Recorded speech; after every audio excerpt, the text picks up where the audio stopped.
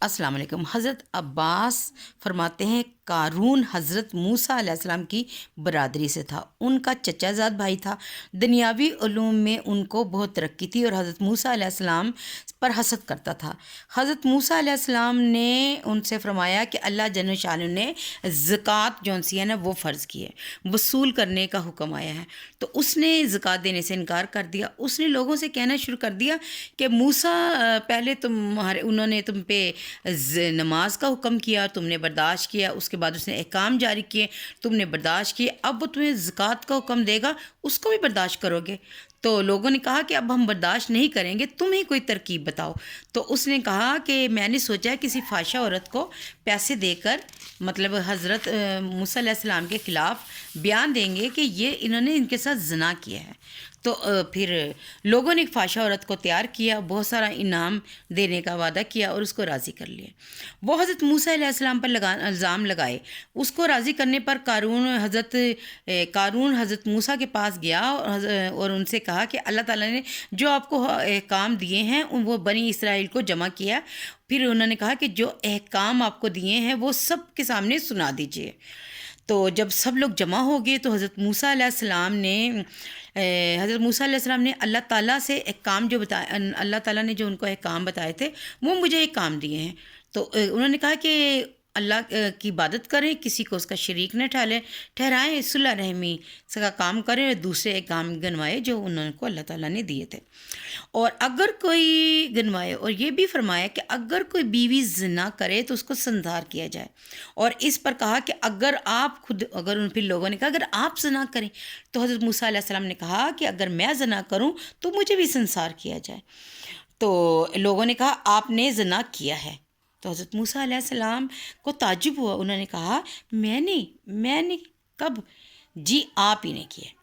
اور آپ پر یہ کہہ کر اس عورت کو بلایا اور اس کو کہا کہ حضرت موسیٰ کے متعلق کیا کہتی ہو؟ تو حضرت موسیٰ علیہ السلام نے اس کو قسم دے کر فرمایا کہ تم کہو کہ تم کیا کہتی ہو۔ اس نے کہ قسم دی تھی انہوں نے، تو اس عورت نے کہا کہ جب آپ قسم دیتے ہیں تو بات یہ ہے کہ لوگوں نے مجھے بہت سارے انعامات کا وعدہ کیا اور میں آپ پر الزام لگاؤں، آپ اس الزام سے بالکل بری ہیں۔ یہ سن کر حضرت موسیٰ علیہ السلام نے کہا کہ پھر وہ ان کو بڑا شوق ہوا تو وہ رونا شروع ہو گئے، تو سجدے میں گر گئے۔ اللہ جل شانہ کی طرف سے سجدے میں ہی وحی آئی کہ رونے کی کیا بات ہے، تمہیں ان لوگوں کو سزا دینے کے لیے کہا کہ تم ان کو ہم نے زمین پر تسلط دے دیا ہے، تم جو چاہو ان کے متعلق زمین کو حکم دو، یعنی کہ زمین کو ہم نے حکم دے دیا کہ تم پر یہ جو انہوں نے الزام لگایا کہ تم ان کو جو بھی سزا دینا چاہتے دے دو۔ تو حضرت موسیٰ علیہ السلام نے رضی اللہ تعالیٰ عنہ نے سجدے میں سر اٹھایا اور زمین کو حکم دیا کہ ان کو نگل جاؤ۔ اس نے ایڑیوں تک نگلا تو وہ عاجزی سے حضرت موسیٰ علیہ السلام کی طرف کو پکارنے لگے۔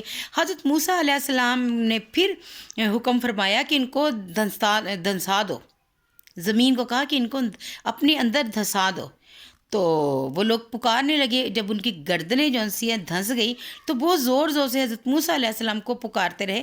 حضرت موسیٰ علیہ السلام نے پھر بھی زمین کو یہ حکم دیا کہ ان کو لے لو، ان سب کو نگل لو۔ وہ ان کو نگل گئی۔ اس پر اللہ جل شانہ نے حضرت موسیٰ علیہ السلام پر وحی نازل کی کہ وہ تمہیں پکارتے رہے اور تم سے عاجزی کرتے رہے۔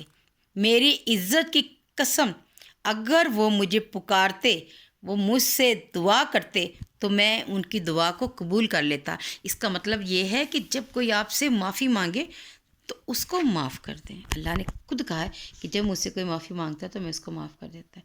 سبحان اللہ۔ دعا میں یاد رکھیے گا۔ اگر آپ کو میری یہ بات سمجھ آئی ہے تو آگے ضرور شیئر کیجیے گا۔